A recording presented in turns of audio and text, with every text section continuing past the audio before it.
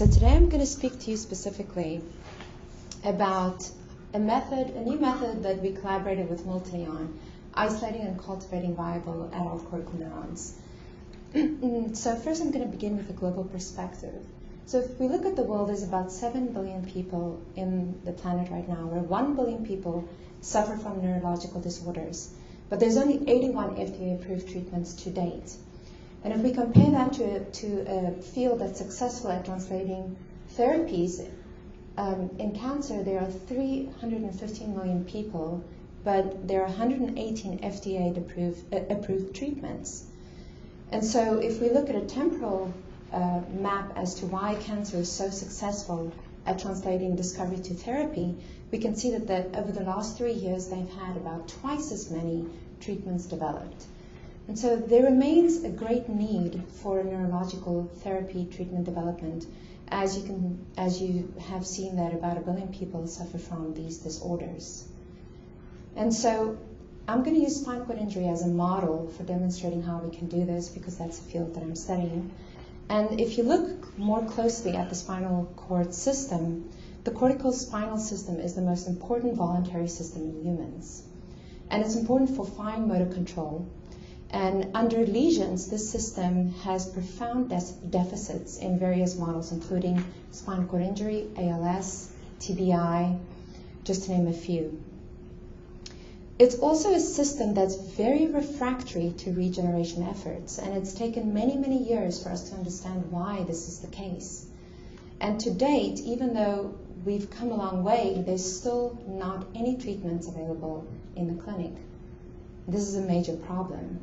But if any of you attended the presidential lecture yesterday by Zhigang He, he has shown that over the last 10 years there's been a lot of breakthrough. And most of those breakthroughs has been in understanding how the cortical spinal system works and how we can regenerate it. And so I'm just going to highlight a few examples shown here.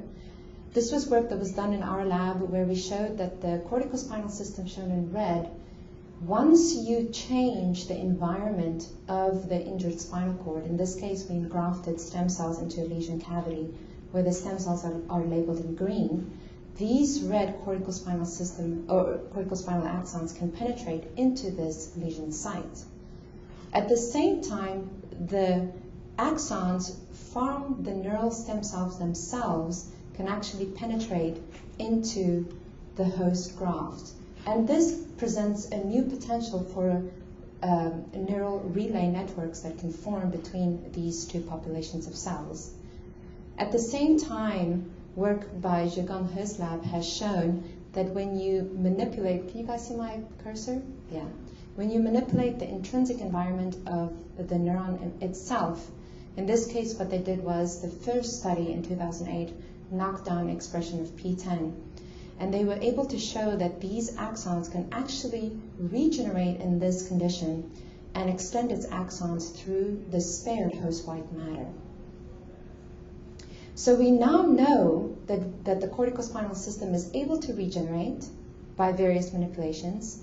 And so this has proposed a set of conditions where the race is on to develop a high throughput model to test therapeutic strategies.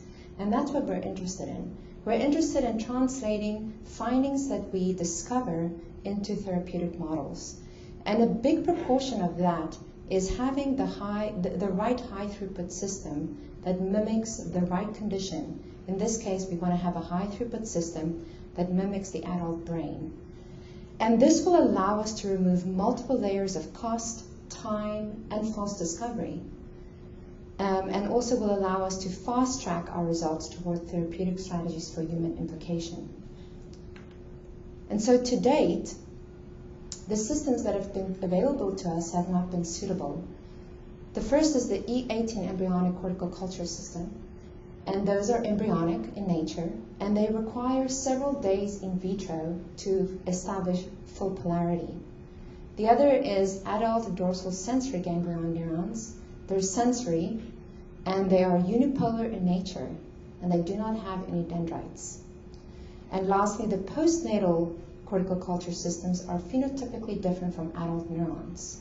And work that was done by Dan Geschwin's group showed in 2016 that on a transcriptomic level, peripheral neurons are vastly different from sensory neurons, peripheral neurons are vastly different from central neurons, and that they respond very different to injury cues, as you can see in this transcriptomic data analysis.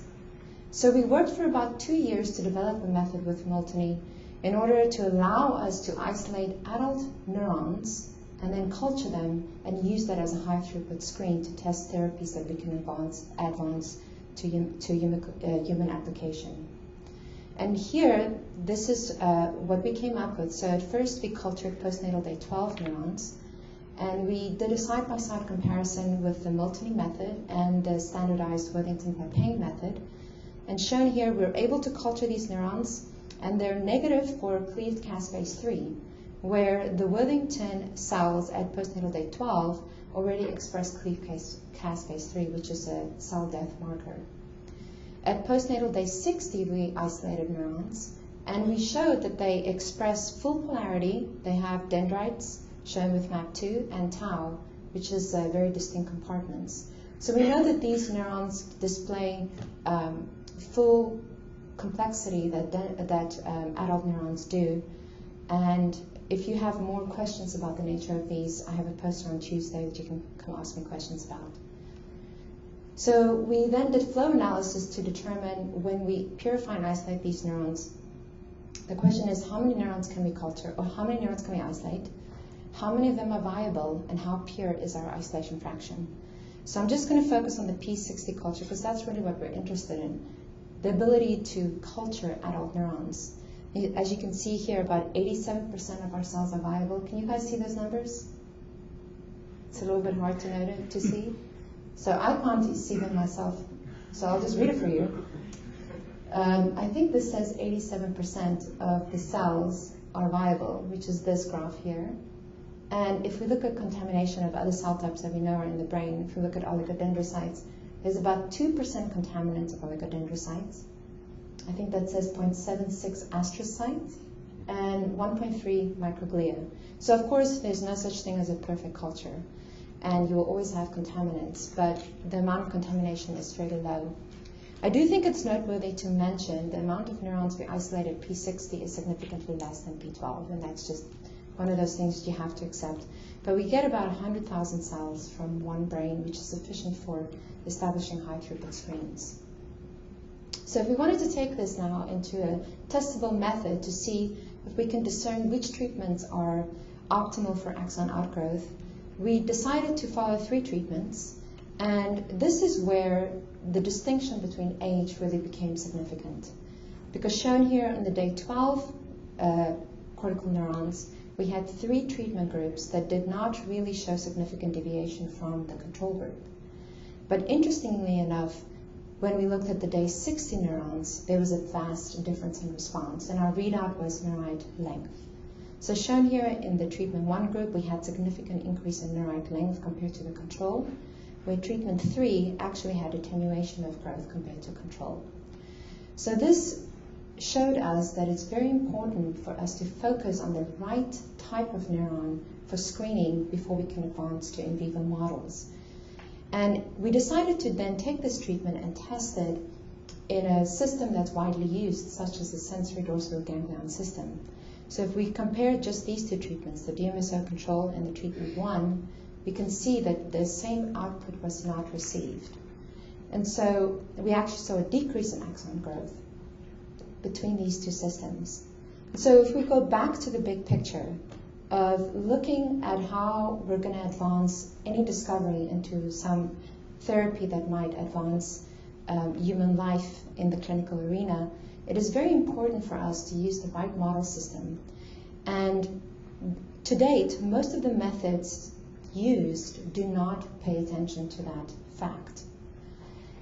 If you don't use the right model system, it will slow your discovery, increase your time, and increase your cost to development. And here we showed that we are able to isolate adult cortical neurons up to day 60. I think a few weeks ago we did up to day 84, which is very shocking to me. And we are now able to use this as a high throughput screen for testing various therapies that we hope to move to in vivo model systems.